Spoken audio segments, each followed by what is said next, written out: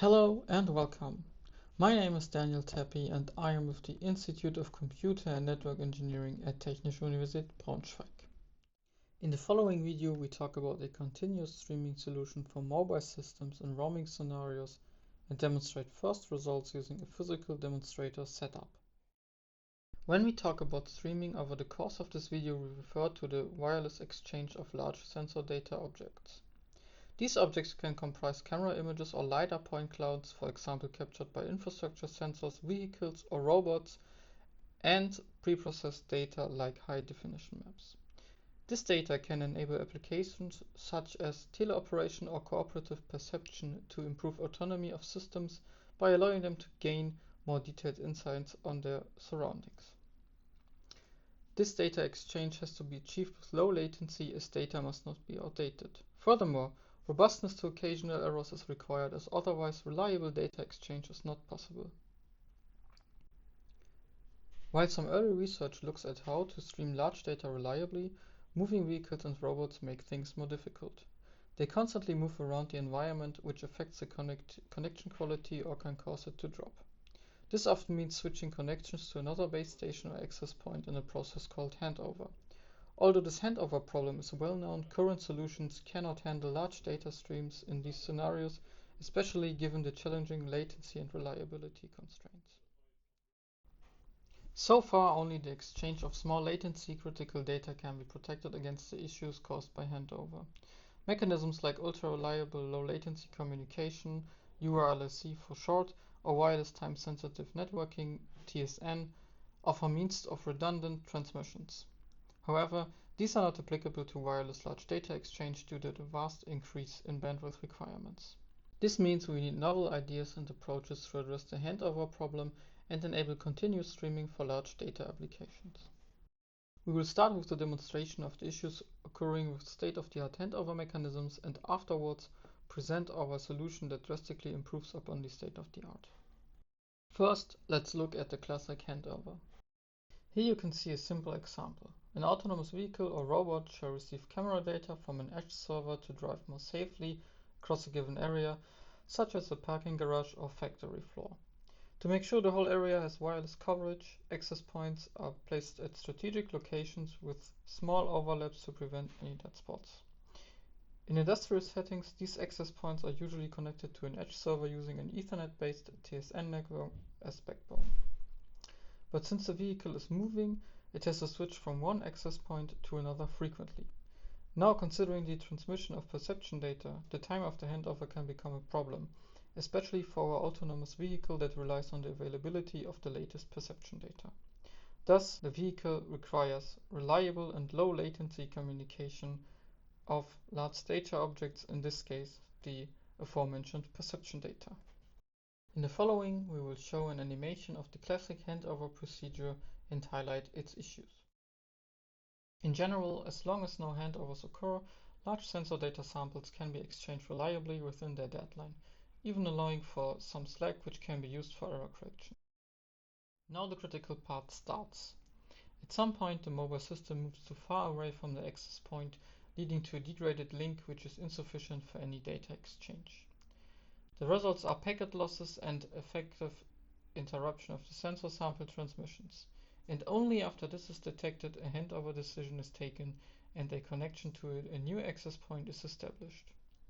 Once established, a path switch in the backbone is triggered to reroute the data stream via the new link. Given state-of-the-art wireless technology, the duration of successful handover between two access points can range from 100 milliseconds up to a few seconds based on the technology. Considering typical sample deadlines of 100 milliseconds, even slack-based mechanisms cannot recover such losses via retransmissions. In the end, any handover will inevitably lead to a sample deadline violation, a situation that should be prevented to ensure safe operation of the autonomous system. Furthermore, wireless technologies designed to handle high data rates as we need for the applications considered here typically involve using higher frequencies. This makes the data exchange more susceptible to a variety of fading effects. These include being more prone to obstacles blocking signals, also known as shadowing, and drastically weakening signal strength over long distances. Thus, it can be expected that handovers occur frequently, thereby drastically decreasing the system's performance to a point where the efficiency of any application using or exchanging large sensor data is questionable.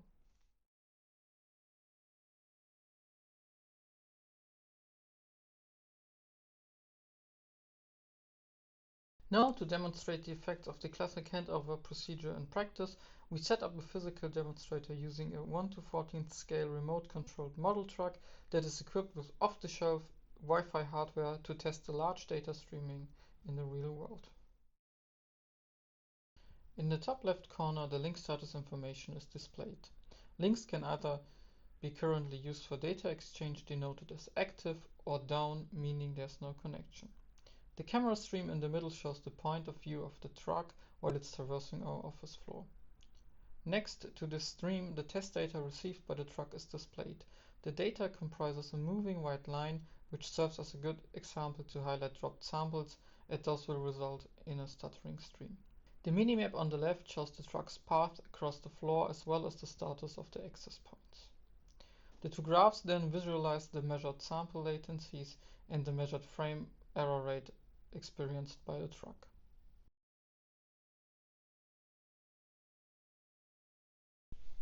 As long as the connection to the first access point remains active, no issues occur despite occasional frame errors which do not lead to deadline violations.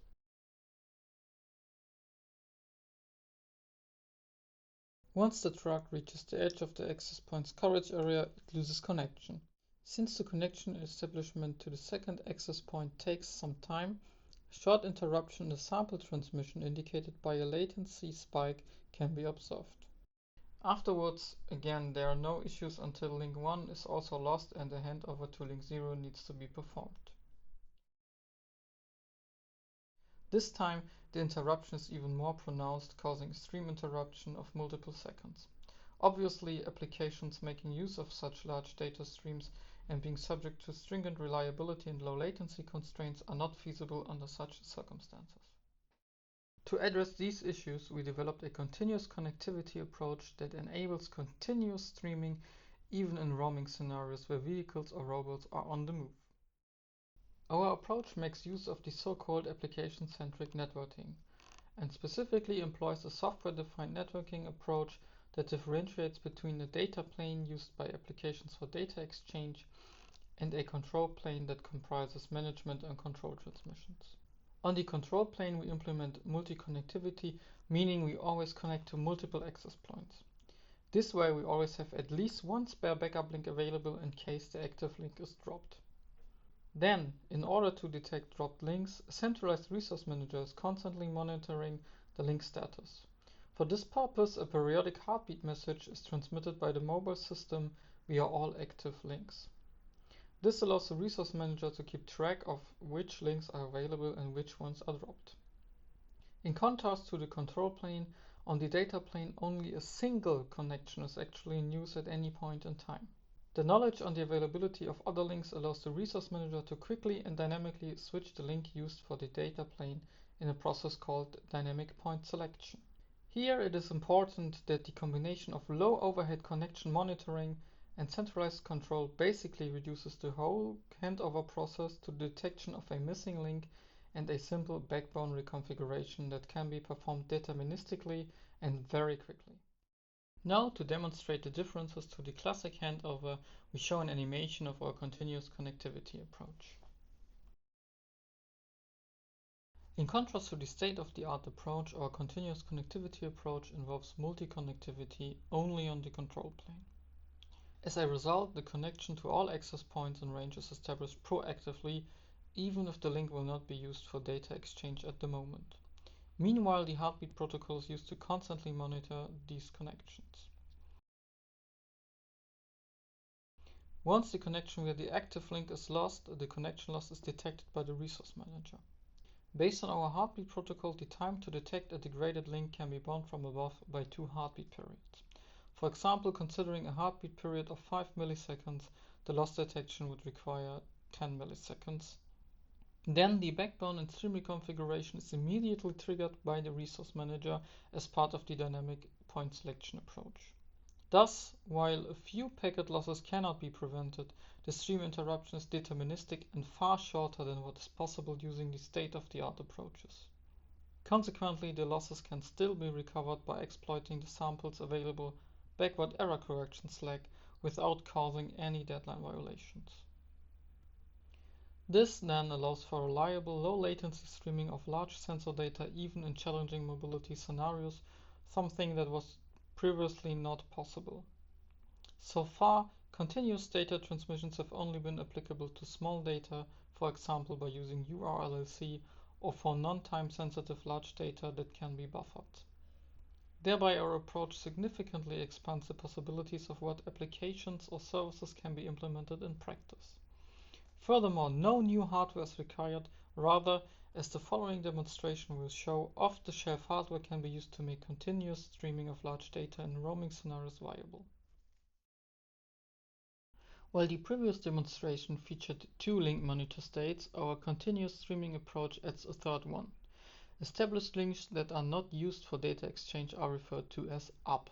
In comparison to the previous demo, it is obvious that despite the exact same network setup, link 1 changes to available or up far earlier than previously.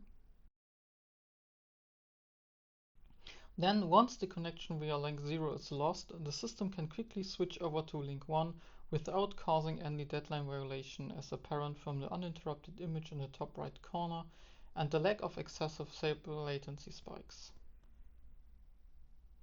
The same remains true for the second handover once the truck re-enters the room it started in. While a short 20 millisecond latency spike can be observed, it does not exceed the sample deadline of 100 milliseconds. Hence, application performance degradation is prevented. Thank you for watching this short video about our current research activities. For more information, we refer you to the Lotus project website and our papers on the topic, which can also be found on the website. Feel free to reach out to us. We are happy to answer any questions and other topic-related discussions. Bye bye!